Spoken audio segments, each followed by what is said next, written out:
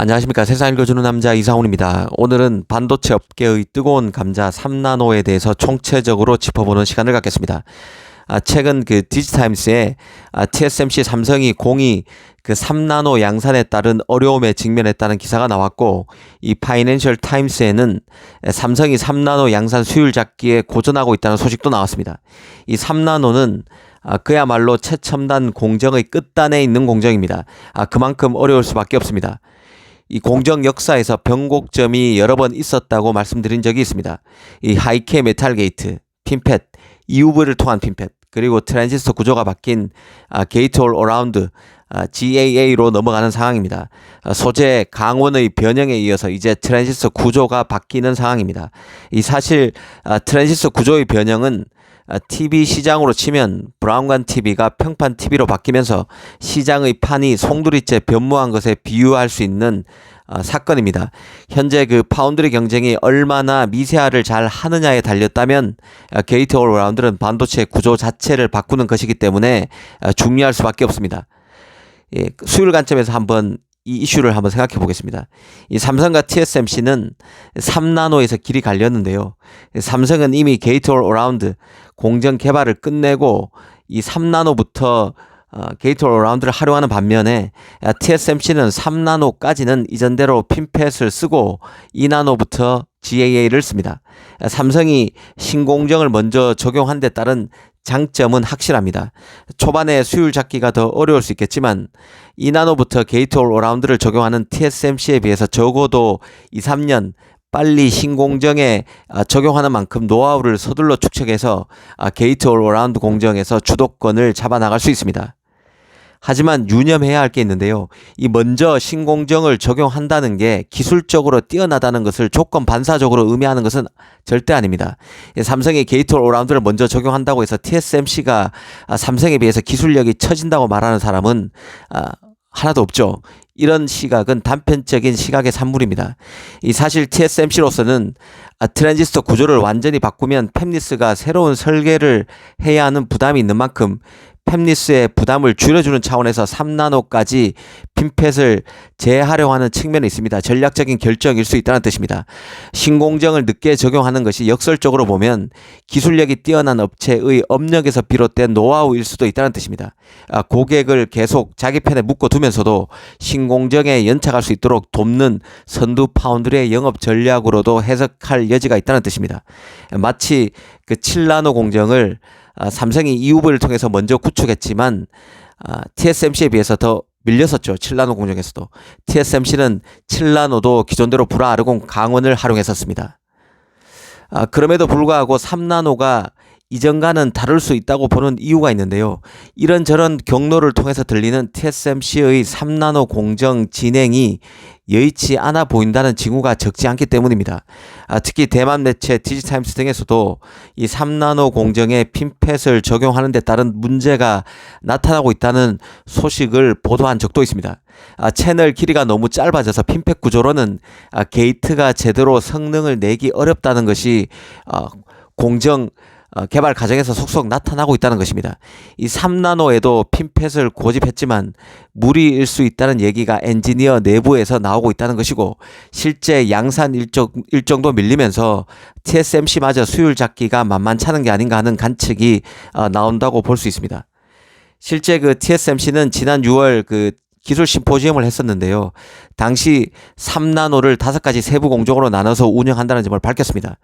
그런데 눈에 띄는 것은 올 4분기 양산을 시작하는 초기 버전인 N3, 그리고 내년 2분기에 양산하는 것으로 알려진 N3E의 로드맵은 나왔지만 N3P, N3X, N3X 등 파생 공정의 일정은 공개하지 않았습니다.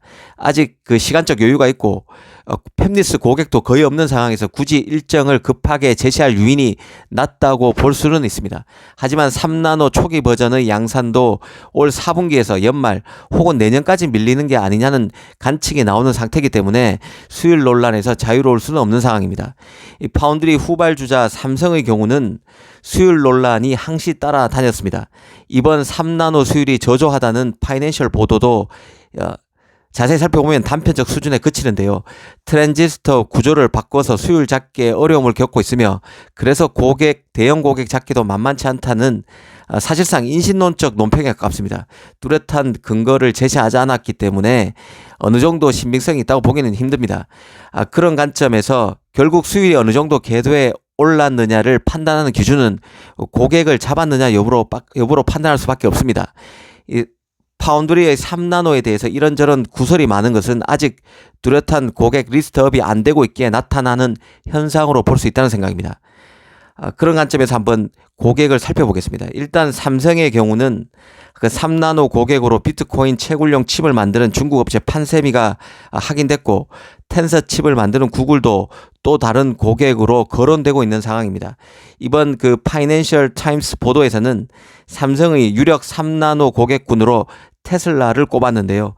테슬라가 자율주행 칩을 지난 2019년부터 삼성의 14나노 공정에서 만들어 온 만큼 차세대 자율주행 칩도 삼성 3나노에서 만들 가능성이 있다는 것입니다.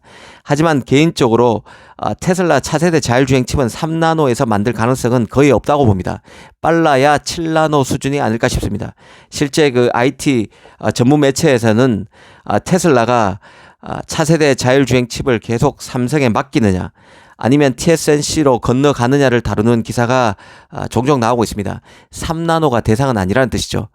그런 만큼 삼성 3나노 고객은 현재로서는 판세미, 구글이 있고 만약 삼성이 자체적으로 3나노 AP, 그 엑시노스 2300을 뜻하는 것입니다. 이런 3나노 AP를 만든다면 내부 고객인 엑시노스도 당연히 포함될 것으로 보는 게 맞을 것입니다. TSMC 같은 경우는 지명도를 갖고 있는 대부분의 팹리스가 3나노 공정을 알아보고 있을 것으로 봐야 합니다. 그래도 집중해서 봐야 할 고객은 단연 애플이겠죠. 최근 일본 닉케이는 내년 가을에 나오는 아이폰 15에 탑재되는 A17 바이오니까 맥북에 들어가는 CPU인 M3 칩이 애플의 첫 3나노 칩이 될 것이란 보도를 하기도 했습니다. 만약 이게 맞다면 사실상 내년 하반기는 돼야 애플이 TSMC 3나노를 적용할 것이라고 본 것입니다. 이런 것들이 현재 그 TSMC의 3나노 진척 상황에 대한 의구심을 불러일으키는 요인이 되고 있다고 봐야 합니다. 물론 중국 매체들 같은 경우는 최근까지도 그 애플이 자신의 CPU인 M2 Pro, M2 Max를 TSMC 3나노에서 만들기 위해서 대량 생산 주문을 넣었다고 보도하기도 하고 있습니다. 하지만 그 애플이 AP에도 적용하기 전인 그 3나노를 무리하게 CPU부터 적용할 가능성은 개인적으로는 거의 없다고 봅니다. 사실 그 TSMC의 3나노를 누가 가장 먼저 활용할까를 두고 이런저런 관측이 난무해왔던 게 사실인데요. 처음에는 인텔의 4나노 CPU인 미티어 레이크가 될 것이라는 관측도 있었습니다.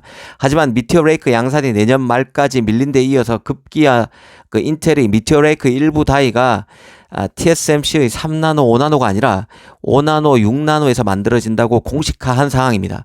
다크호스 격인 그 인텔이 3나노 첫 고객에서는 탈락한 셈이죠. 그러다 보니 TSMC 최대 고객인 애플로 관심이 쏠리는 것은 당연한 수순으로 봐야 하는데요. 과연 올 연말 TSMC의 3나노를 가장 먼저 활용할 고객이 어디일까? 그리고 어떤 제품일까를 살펴보는 것은 TSMC 3나노의 진척 상황을 가늠하는 리트머스 시험지가 될 것으로 생각됩니다. 올 연말 TSMC 3나노 고객이 나타나지 않을 가능성도 배제할 수는 없다는 생각입니다. 오늘은 삼성과 TSMC 3나노를 종합적으로 따지는 시간을 가져봤습니다. 감사합니다.